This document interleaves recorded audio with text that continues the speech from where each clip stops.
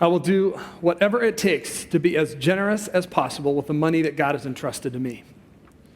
I will do whatever it takes to be as generous as possible with the money that God has entrusted to me. Is that something that you could honestly say is true in your life right now? I hope it will be. I hope it will be through this series, through the Generosity Revolution. We want to invite you to be a part of something huge. Honestly, we talk about the opportunity to invest here at The Pursuit, to invest in people's lives. We're not ashamed of that. But honestly, this really isn't about The Pursuit. And it honestly really isn't even about money. It's about our hearts. And the Bible teaches that what we do with our money interferes with, it directs where our hearts go. And I want our hearts for God. So I invite you to be a part of this revolution, to get to the point where you would say, I will do whatever it takes to be as generous as possible with the money that God has entrusted to me. Now, I'm sure there are a few of you right now that are thinking about faking a coughing fit so you can kind of excuse yourself and not come back. But relax. I'm not going to spend this next half an hour or so telling you need to give. Okay, that would get old for all of us. This series is about how do you do that? How do you be more generous? How do you handle the money that you handle day to day in order to be more generous? See, most people that are followers of Jesus that I know wish in their heart that they were more generous. They just don't have the habits that allow them to be more generous. There are times you think, man, I really wish I could get involved in that. I really wish I could give here. But I can't because I don't have any extra money. I don't have any surplus. This series is about helping you figure out how to create a surplus, how to spend less so that you can give more. See, we need new habits with our money. Not just giving habits, not just the habit of being regular giving, but habits with everything. Everything that we do with our money. Those who are part of a revolution, I said this last week, to be a part of a revolution, you think about it all the time. And honestly, that is the way it needs to be with money, because the opportunities to spend are all the time. And the secret to being more generous is to spend less on us. When we spend less, then we have extra money, which allows us to give as God directs us to give. Now, I'm sure there are maybe some of you who are like, generosity is not where I'm at right now. I'm not really interested in that. Did I come on a bad week? Actually, you didn't. Just substitute in whatever financial goal you have. I'm sure you have some kind of financial goal, saving for something, paying for something, paying off something, whatever it is. If you will follow these biblical principles, then you will end up accomplishing those goals sooner. The Bible is so practical and so good when it comes to handling money. As I shared last week, I'm this week going to go up after tonight, going to drive up and spend the week in McCall trying to finish the manuscript of this book. I'm going to try to put this into a book form. I really believe that this isn't just for us, that maybe God wants this generosity revolution to impact more than just the Treasure Valley, but Christians across the world. I would ask you to pray for me this week as you think of it, and pray for the opportunity that this would have in our nation. Lord knows we all need some help when it comes to dealing with the area of money. We're looking at 10 things that you can do, 10 habits that you can establish, ways that we need to think differently. We covered 2 last week, we're covering 4 today, and then 4 next week. The 2 from last week, I don't have time to totally review them. The first one, switch places with God. If you don't have an outline, you can, maybe an usher will get one to you, but on the outline there, switch places with God. We're called to be investors with His money. He owns all of it. We don't have any money. The second one is plan and track your spending. We waste more money if we don't plan what we're going to do with it ahead of time. And we have spending plans for you available as you leave today. Grab one and fill it out. Start to plan what you're going to do ahead of time. You will end up with more money. But grab the CD or listen to the podcast from last week. You don't want to miss what we talked about. So let's look at number 3, starting with number 3 today, is avoid debt. Avoid debt. If you want to be more generous, you've got to avoid debt. You can't give what you want to. Look at Proverbs 22:7. It says, the rich rules over the poor, and the borrower becomes the lender's slave. You think, I didn't know the Bible talked about debt. It absolutely talks about debt. You are a slave to the person that you owe money to. And those of us who are followers of Jesus are called to be slaves to Jesus, not slaves to Visa. Okay, not slaves to American Express or Toyota Motor Credit Corporation.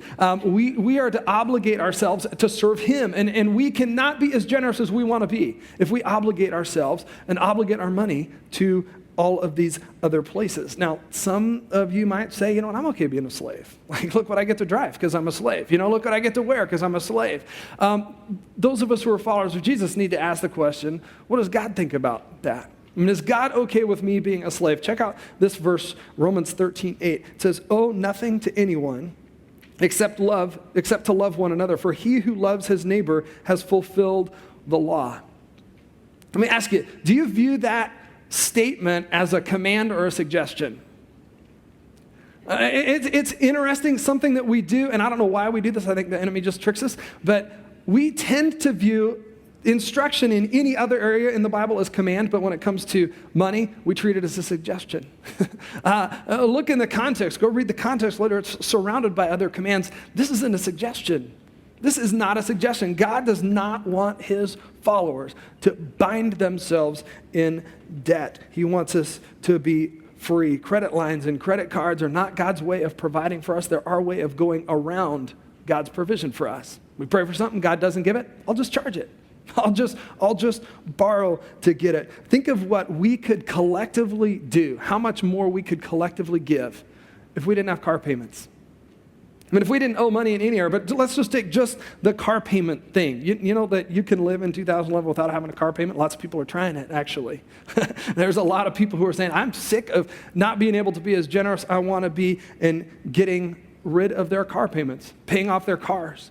I mean, cars depreciate in value so fast, it is never wise to borrow for them. If you buy a new car, and I know new cars are cool, but you realize a new car is worth 10 to 15% less the next day. The moment you drive it off the lot, it loses 10 to 15% of its value. If I came to you and said, you got to get in on this investment. I got this stock. I promise you it is going to go down 10 to 15% tomorrow. You've got to get in today.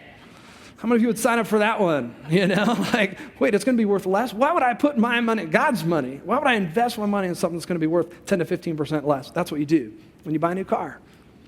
Honestly, borrowing for a used car, say, well, I'll just borrow for a used car. It's not a lot. I mean, it's better. You know, it's a step in the right direction. But you end up paying, if you do the math, about 20% more than the car is worth, than the sticker price, than the settled price if you pay for it over time.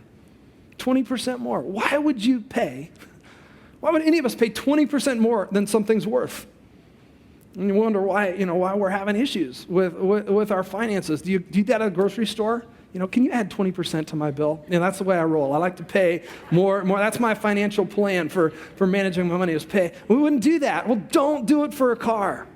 Don't do it for a car. Pay what they're worth, not 20% more. If you have a car payment right now, finish paying it off and then save up money to pay for your next car. And don't buy a car unless you have the money to buy it. Make the decision not to borrow for consumer purchases anymore. You really can do this. This is something you could work toward and make that decision. Now, if we're in debt, and any good financial counselor will tell you, get out of debt, get out of debt. I mean, that is so important. And if you take the Good Sense class, if you take Financial Peace, Dave Ramsey, it's like, get out of debt. The question always comes up, well, do I get out of debt and then start giving? You know, do I do that and then be generous later? Or should I start giving now? The answer to that question is honestly a question. Do you want God's help getting out of debt? Do you want God to bless your efforts to get out of the debt? Look at Malachi 3:10. God's telling the people of Israel, he says, I'm wrecking your financial situation. You know, things aren't going well, economy's bad. It's me. I did it.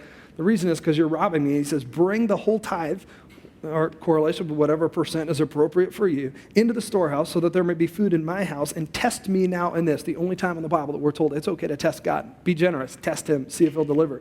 Test him, says the Lord of hosts, if I will not open up to you the windows of heaven and pour out for you a blessing until it overflows. See, God was not going to let the people of Israel put him second. He's not going to let us either.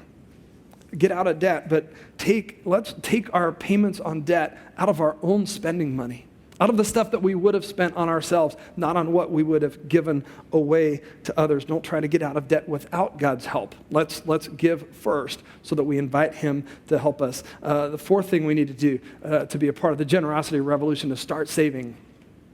Start saving. Some of you are like, I can't afford to save money. You don't know my situation. I would say, if that's your statement, you can't afford not to save. Whatever your situation is, you should be saving every time you get paid. Look at Proverbs 21:20. The Bible speaks to all this stuff.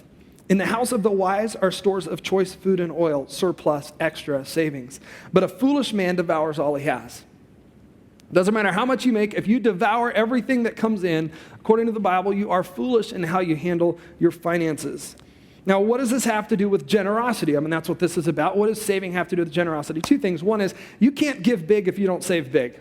We want to be cool to make a big investment in something. There's this huge need and like, oh, it'd be so cool to be able to give a big check, to this organization or this single mom or buy a car for somebody that's in need. Because you can't do that if you don't save up the money ahead of time. You're never going to be able to give big if you don't save big. But honestly, the biggest reason to save as far as generosity goes is you will go into debt in the future if you don't start saving now. If you don't have savings, the only option, because I hate to be the one to break this to you, but everything you have is going to break.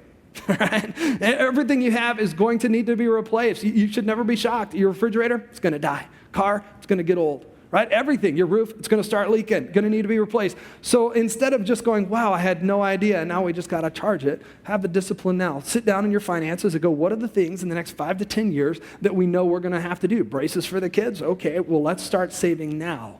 So that when it's time to do that, we can actually pay the money. That way we don't have to go into debt. Going into debt just puts us, again, back into slavery. Into slavery. And I don't know that we understand. I don't think most of us take the time to look at how damaging our debt payments are to our life.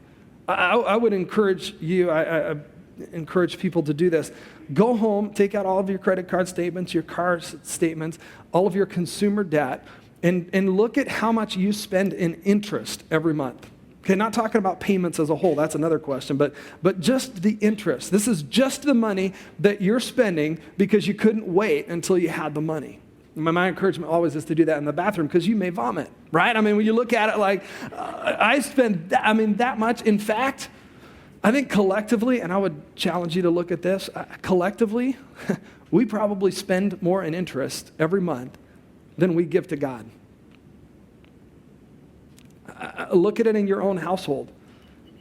We probably spend more in interest on our car payments and our credit cards than we give to the kingdom of God. What does that say about where our hearts are headed? If where your treasure is, there your heart will be also. You've got to start saving money. Save money so that when those things come, and they will come, we could write a check. Pay for it ahead of time. Establish a habit. If you're somebody who's like, I've tried to save and I just spent, set it up as an automatic payment, right? First thing, draw it out of your account into savings. First thing, get in the habit of saving money. Number 5 is use cash for day-to-day purchases. Use cash. Now this one, people always fight this on. That's cool. Just hear me out. Okay? There are several reasons why this is important for generosity or whatever your goals are. First off, there's no risk of going into debt when you use cash for groceries. You're not going to go into debt for groceries. You can't do IOUs to yourself, right? I mean, you're out of money. When the money's gone, you're gone. You don't go into debt. It's also really easy to track. We talked about the spending plan last week. Plan and track. How am I going to track what's spent? Get an envelope. You get paid. Some of you have never seen cash before, but you can get this. When you get paid, you label an envelope entertainment and you put it in at the beginning of the month. This is our entertainment money for the month. You go out to eat as much as you want as long as there's money in the envelope. But here's what's going to happen. You're going to go at one point in the month, hey, we feel like going out to eat, and you're going to pick it up and say, whoa, too light. Like, okay, no, we can't do it. Let's eat at home tonight. Dave Ramsey, okay, who Total Money Makeover, we have his books out at the merch table. We offer financial peace. He's a multimillionaire. He uses cash in envelopes for his spending every month. And I think his envelopes are probably much fatter and larger than ours. But that's not the point. The point is, look, it doesn't matter how much money you have. You could spend less of it if you would use cash. You don't go into debt. But honestly, the biggest thing, again, you're going to fight me on it. Study after study has shown that if you use a debit card or a credit card when you go out to eat, when you go to the grocery store, when you go to Walmart, you're spending more money, 12 to 18% more money than if you used cash. 12 to 18% more. So using a credit card or a debit card is like getting an epidural when you're having a baby, okay? It's like something's leaving, but you don't feel any pain. And it's like, no, you need to feel pain, okay? You need to introduce pain in your life when you spend. Like, I'm losing something here. You've got to do that. And some of you are like, well, I like getting the 1%. Okay, so spending 12 to 18% more to get 1% cash back is good math? It just isn't. You will spend less if you use cash for your day-to-day purchases. Try it. I like you. This is the one that, I understood all the other stuff. This is the one that I did not believe the first time I heard it. I'm like, not me. I go home and calculate it out and put it right in my spreadsheet. Doesn't matter. It's point of purchase decisions. And as Dave Ramsey said, we kept ending up with a little more a month left over at the end of our money. Ever happened to you? Started using cash, and we started to have a little more money left over at the end of the month, which is the goal. Get in the habit of using cash for purchases. You will have more to give, to be a part of the generosity revolution. The last one we're covering today, round up when giving, round down when spending. Round up when giving. This is the one the first time I introduced it 3.5 years ago. It has already revolutionized a lot of our lives financially. See, the key for me to give more, to be more generous, to have more, is just to consume less. Is to spend less money on me. The question people often ask is, how much am I supposed to give? What percentage am I supposed to give? Wrong question. This is God's money. Better question, how little of God's money do I really need to keep? How little do I actually need to live on? Because then I could just give the rest away. I said again last week, if you're part of the generosity revolution, you have to think about a revolution all the time, or it's not a revolution for you. If you think about it every once in a while, if you think about generosity on Sundays, that's not a revolution. You've got to think about it all the time. Today, as you leave, next time you have the opportunity to spend money, round down. Just try to round down. You realize every opportunity to spend money is an opportunity to spend less. Every time you spend money, you could spend a little less. As Americans, our tendency is to round up in everything. Think back when you bought your last house, or when you signed, your last lease on an apartment, or you bought your last car. You probably went in with a dollar amount in mind, and then what'd you do? Round it up. And just a little bit more. Just a little bit more. Well, you do that in every category, which is what we do as Americans. You end up spending so much more than you even sent out to make. Instead of saying, here's the little thing that's going to pop in your head, I'm sure we could do a little more. I'm sure we could afford that. Start to say, wrong question. Could we do a little less here? Could we spend a little less here? The biggest area for this, I'm going to talk about a whole bunch of other areas in the book, don't have time, but is in the small everyday expenditures, especially food. Okay? We eat so much of God's money in our culture. We just do. We spend so much more on food than we need to, especially when it comes to going out to eat. Okay? Going out to eat is way more expensive than eating at home. I could tell you in my personal finances, when we run out of money, when things are tight for us, it's because we went out to eat more. We just know, we went out to eat here, and that's why things are a little tight toward the end. We could round down on the number of times we go out to eat. Okay, that's a possibility. Just round down in the number of times, just eat out less. There's nothing wrong going out to eat, but could you eat out less? When you go out to eat, you could round down in the choice of restaurants. You could round down in the meal. Those were part of the generosity revolution. Go, okay, I could spend $12 or $16. Why not spend $12? That's more money that can be given. We just ate money instead of giving it away. Am I saying don't ever splurge? No, I'm saying just don't always. Just don't always splurge on you so that you can regularly splurge on God. You go to Burger King, order off the dollar menu. Seriously, nothing there is good, right? It's not like you ever go, oh, that was such a great meal. We'll go, and seriously, families in front of us, they'll order, and the five of them will spend $20, and we'll spend $9, and we both leave equally dissatisfied. We both feel awful 3 hours later. It just cost us a lot less. It cost us a lot less. Why spend when it isn't going to matter? You could split meals when you go out to eat. You go to a sit-down restaurant, split meals with the portion sizes that they are out there. It's just like split a meal. It's good for the wallet and the waistline. Choose restaurants where you don't have to tip. I believe, generosity, like if you're at a place you tip well. You tip well. So we try to eliminate, as much as possible restaurants where we're not expected to tip. We choose Baja Fresh over on the border. We choose Fuddruckers over Red Robin. We don't have to tip. That's 20% left right off the bat that we don't have to spend. It's just if you want to have more to give, try that. Don't eat dessert when you go out to eat. It's really bad for you, and just tax on extra money that you don't necessarily need to spend. Or here's another option. I really love this place for dessert, and there are those restaurants that you love for dessert. Eat at home, and about 7 o'clock, when the rush is over, go in and just order dessert. Our kids love that. It's a fraction of the cost of going out to dinner and getting dessert, and then you actually get to enjoy it because you're not already stuffed, right? Same atmosphere for a fraction of the cost. Coffee. As this is one of those things, I don't drink coffee. It's not, I just think it's gross. It's not religious purposes or anything, but how much do you spend on coffee? I mean, and the real question is to have somebody else make your coffee. How much, go home and total that up. A better option, if you want to be as generous as possible with the money that God's entrusted to you, buy a coffee pot and buy coffee beans and grind it and make it at home. I would encourage you to go a step further. We don't make any money on the coffee that we sell. We're really just passing it on. It's $12 a bag. It's picked by widows in Rwanda who are trying to provide for their families because they've lost their husbands. You're not going to end at the end of the year go, man, I really wish I would have been drinking at Starbucks every day. I really miss that. You're going to be like, wow, I made a difference all year long because I rounded down and made a difference in Rwanda and made a difference in my own opportunity to be more generous. See, the little things, this is why this is such a no-brainer. I mean, what you're going to eat today doesn't ever matter tomorrow. I mean, at least not in a good way, right? Sometimes it does, but you're not gonna get up tomorrow and go, oh, I'm so glad I spent $16 instead of $12. You're not ever going to have that conversation. It just doesn't matter. It's over with. It's gone.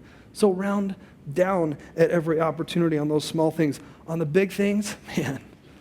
I mean, you can drink a lot of coffee, before you make up rounding up a little bit on a car, or rounding up a lot on a house, or on a boat, or on a jet ski, whatever. Again, that stuff isn't wrong. Just could you spend a little bit less? We keep rounding down on the amount that we're going to spend on a car in our household. We just have decided, we're investors. We're not going. We have to have cars. We need that to get around. So we're just going to spend as little as possible. I mean, we really don't need. It's transportation. It's not about a status symbol. I mean, if it looks like this, I don't need a car. But you seriously can round down in everything, all right? Little buyer tip, though, and this is something don't round down in quality. Think, this was a little bit less. Look at the quality.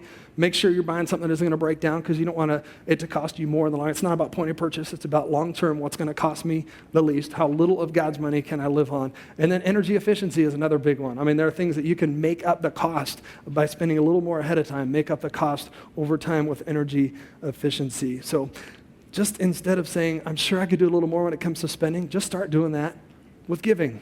That's what a revolution is. It's like every opportunity to give. It's like, okay, here's an idea. Round down, spend $12 instead of $16 on a meal and leave a couple extra dollars on a tip. I mean, then you can leave a Pursuit invite with it. We've actually had servers who have come to the Pursuit and their lives have been changed because somebody tipped them well and left an invitation. I mean, that's so much better than enjoying $4 more of food. Round down when it doesn't matter. We'll finish next week with 4 more things that we can do to finish it off. I encourage you to be here. I know it's painful, but the reward is great at the end. Keep coming to be a part of this. But as we close, I got to do what I did last week, which was kind of a heart check at the end. And I know we can blame our habits, but honestly, I think sometimes we got to look at, are there heart issues here? There's a book called Not a Fan by Kyle Idleman. It just came out. We have a few copies out at the merch table. If you want your world rocked for God, if you're in that place where I just want God to be first, I would encourage you to pick up that book. Again, we're not making money on that. We're just passing them on. But he says, as a pastor, he says, you can tell where people's hearts really are by how they talk about what they want to spend money on. And we could talk about our hearts are with God, and God's the most important thing, and generosity is the most important thing. But let me see if you've ever said anything like this. This was convicting. Okay, we're looking at buying a house. What's the most we can spend? What's the highest percentage that it can be of our income and still be okay? Then when it comes to giving, do we have to tithe off the gross, or is net okay? I mean, you splurge on the meal, and then it's like, oh, do we $5 or $6? Oh, let's tip $5. Most of us would not think of saying, well, I'll increase giving by $300 a month. I mean, we're looking at campuses. I'll give $300 more. I'll make that commitment. You're like, no way. We could never do that. How many of us have bought a car, the payment of $300 on a whim?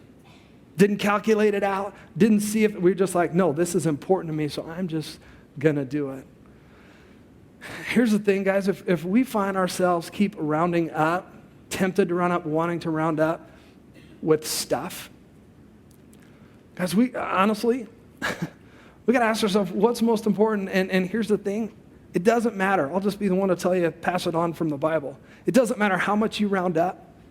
It doesn't matter how much you round up in stuff, in your house, in your car, in your entertainment, in your boat. Doesn't matter how much you round up. It is never going to be enough.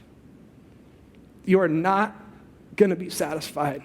And you know this from experience, because the last car you bought, you splurged and rounded up to try to get it because you thought, and guess what? It's old.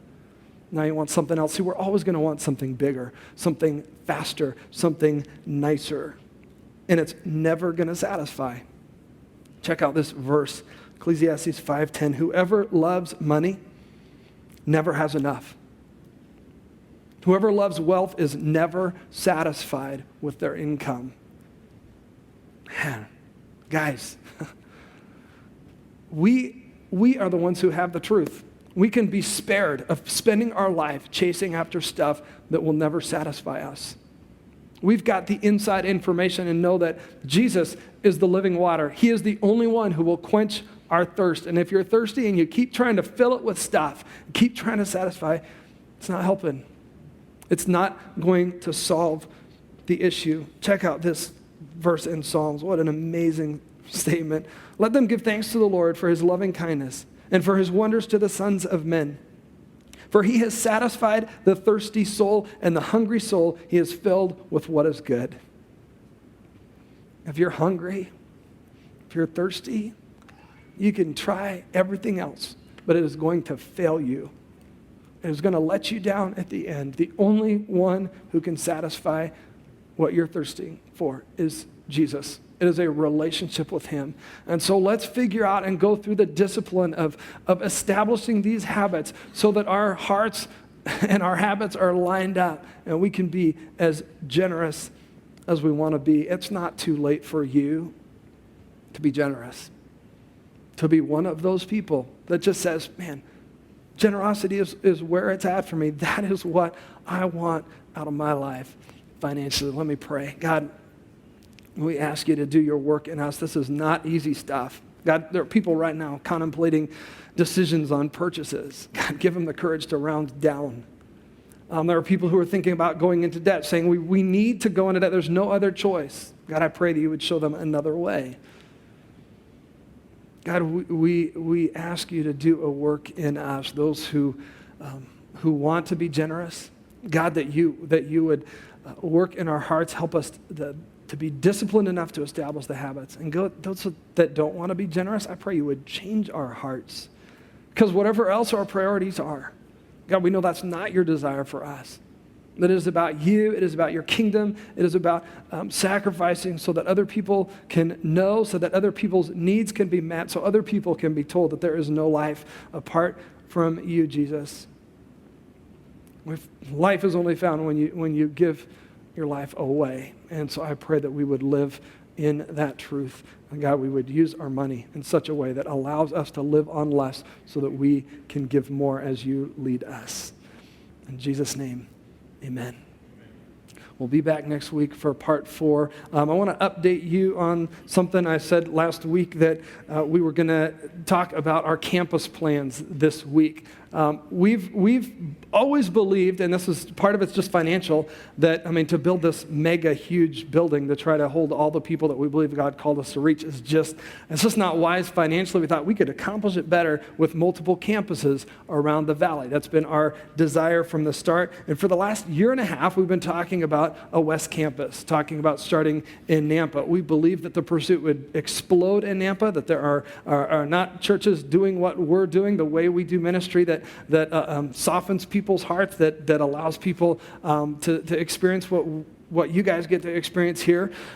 But here's the thing, the people that we've been talking to and learning from, as far as multiple campuses, say, well, if you're full in the morning, okay, which, I mean, there's still some room thanks to preaching on money and summertime, so that, there's still a little bit of room. But if you're full in 2 services and are adding others, which we have 2 others to try to make room in the morning, it said you can't start a campus if it's only going to draw 10% or less people from the current campus. Said you could start a campus and start reaching people there, but I think you want to reach people in your current campus and the new one. You want room in both. And they said their recommendation is if you're not going to pull at least 20%, don't bother. Don't bother. You got to get at least 20%, up to 50% of your attenders need to go to the next campus in order to make room for you to grow at both campuses. And, we kind of were like, well, man, where is that? How many would actually leave if we did West Campus and would start that campus? And so we put a map together. This is all of the people who currently attend that we know of, attend the Pursuit based on our database. Now you can see out here this cluster over here where Nampa is, and obviously the Caldwell and some CUNA people would go there, and that would draw some, but about 90% of you come from this area over here. Southwest Boise, Southeast Boise, the North End, obviously where we are right now. Basically what that has made us discover and do, where we feel God's leading us now, is we absolutely want to start a campus in Nampa. We just can't do it yet because we've got to start one closer that will allow more of you to go and start that campus so we can reach people there. So honestly, and here's the thing, you're like, well, where's it going to be? We have no idea where it's going to be because it depends on where the building is, right? I mean, we're going to go where the right building opens up. We are actively pursuing property. We are looking at buildings. We would love to be in existing buildings because 1, it's way faster, and 2, it's using stuff that's already there, rather than having to start from scratch. It's much quicker and much cheaper. It is a great time to buy right now. You guys know this in the market, housing and commercial. It is a great time to buy. It was not a great time to buy when we tried to get in here. We want either a portable campus or to purchase a place for the next campus. We don't want to lease, and there's great financial reasons to that. I mean, we're going to be obligated either way with whether it's a lease, but it would be considerably less for us, and again, long-term as far as what it costs to live on if we owned a building. So we're working with a lender to kind of explore those things. We're actually looking at purchasing this building. Our cost in this building would go down about 30% a month if we owned it instead of leased it. Okay, it's incredibly expensive to lease property. So some things that you can do in the meantime. Okay, here's your part. First thing is pray. We are praying about, God, what's next? Where do you want us? Is it south of here, closer to the freeway? Is it southeast Boise? Is it near Boise State? Like, God, open up the right building. We're praying big here that God would do something. I mean, it's not outside of his power to have somebody donate some land to us or donate a building to us. I mean, don't pray small. Pray that God would do something that only he could do. Second thing you can do is avoid this service until we do start another campus, because this is the one that fills up. This is the fullest campus. 1 o'clock service. 1 o'clock is by far the most open. The PM has been awesome since we switched it to 1. It's almost as full as this service most Sundays. It is totally fun, but we got to have seats in the morning. So if there's another service that works for you, would encourage you to do that. Third thing you can do, keep inviting people. Okay, don't have the thought, and this is the thought that maybe, well, I don't know, because it's getting kind of crowded, maybe they don't want us. No, you keep inviting people, we'll figure it out. All right, we'll figure out where to put people, and Pursuiters will continue to change services to make room for people far from God. That's just what we do. We're not going to wait until we have another campus to pick back up, because most churches, if they take a break from trying to reach people, they never go back. All right, that's how churches turn inward. We've got to continue to focus on the people who aren't here yet. Fourth thing you could do, start serving. Start serving, get on our team. Because if we're going to do another campus, and we are, it's just a matter of when, it's going to take a lot more people. Because our goal is not just to get people to come. Our goal is that they would feel loved well before they hear it from the platform, right? Based on our hospitality. It just takes a lot of people to do that. So if you're waiting and thinking, oh, I'll just wait until the fall, we could be starting a campus in the fall. We need you in place now to get trained and be ready so that we can do that. So mark that on the back of your card. Stop by the iServe table. The last thing that you could do is consider giving toward campus development. I would encourage you, if you have resources, if you're one of those that's been wise enough to save and you have the ability to write a big check, to do that toward campus development, earmark it toward that so that we can be ready when these opportunities open up. We've had one person already transfer, stock, like I mentioned a few weeks ago, just said, hey, we'll just transfer the stock over to the Pursuit. There maybe are more of you who are in a position to do that. You don't have to pay capital gains taxes if you just transfer the money. We're going to need more people with leading gifts on this. We're going to need some 5-figure gifts. We're going to need more 5-figure gifts. God could maybe lead one of you, and if you have the resources, that a 6-figure gift over a few years is a possibility. God can do anything. God can do anything. Pray about what your part is. Some of you would say, I can do monthly. I don't have a lot, but I could give $100 a month more to campus development. I could give $300 a month to campus development. Could you do that and join us in planting those things? There are a lot of us who are working to figure out what we can do, what our part is in providing another place for people to come and hear what God has done for them. When we moved up here 7.5 years ago, and we said, and I don't know why, but we just said, it wouldn't surprise me if we were 1,500 people in 5 years. And people honestly thought we were crazy. I mean, talk to anybody, they're like, no, this is Boise. This is the Treasure Valley. That does not happen here. But you know what? God did it. God did it. And he is still working and still bringing people to himself. And those of you who are here today, don't feel at all like you've missed it. Like it would have been so cool to have been there at the beginning. I hear that a lot. You're still at the beginning. If you're here today, you're still at the beginning. Guys, we're not to the halfway point, of what God wants to do here. We're just beginning to see. I mean, there will be people someday that you'll go and meet them on a Sunday, and they'll be like, oh, you were there when there were only one campus? Oh, it must have been so cool to be back then when it was only one and when it was that small. That you have the opportunity to be a part of something huge. I mentioned last week I'm going on sabbatical starting a week from Monday. I leave for 7 weeks. I mistakenly said 7 years during first service. One of the questions that people have asked, if I've said that, I had a few people last week come up and like, are you coming back? Like, honestly, are you coming back? Because there seems to be this pattern where pastors go on sabbatical and then they never return. I just want you to understand, my purpose in a sabbatical is to go to rest up for the next 7 years, until my next sabbatical. That's something we provide for pastors, is a chance to refresh, because we expect people to put their heart into this while they're here. And so to take time to rest and strengthen the family. And I honestly believe that this 7 years have been amazing. They absolutely have. But the next 7, I'm going to need to rest up for it. There's no limit to what God can do. And I really believe that 7 years from now, when I go on my next sabbatical, I think we'll be 4 to 5 campuses in this valley. We'll be spread out. Yeah, we'll be in Nampa. I mean, there will be more places. There's no reason why, and this may freak some of you out, there's no reason why we couldn't have 10,000 people at the Pursuit every Sunday at our various campuses, singing their guts out to God and reaching their neighbors. And I think, this is Boise. That doesn't happen here. No, it can.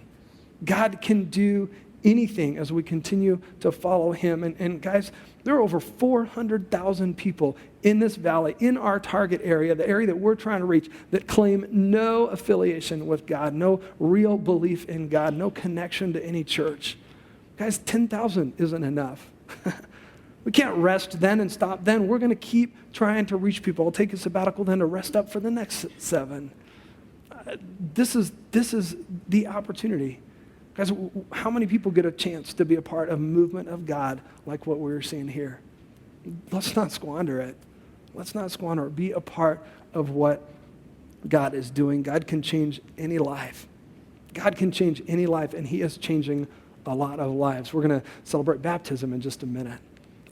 There's nothing better than seeing people get baptized and hearing the story of somebody's life change. It just reminds us, man, it's not about a mass of people. It's not about 10,000, this massive 10,000. It's about 10,000 individuals. It's about individual changed lives. And the ushers are going to pass the baskets in a minute. If you're a guest, please don't give. If you believe in what we're doing here, you're a part of the pursuit, and you believe what we're doing, we invite you to give generously.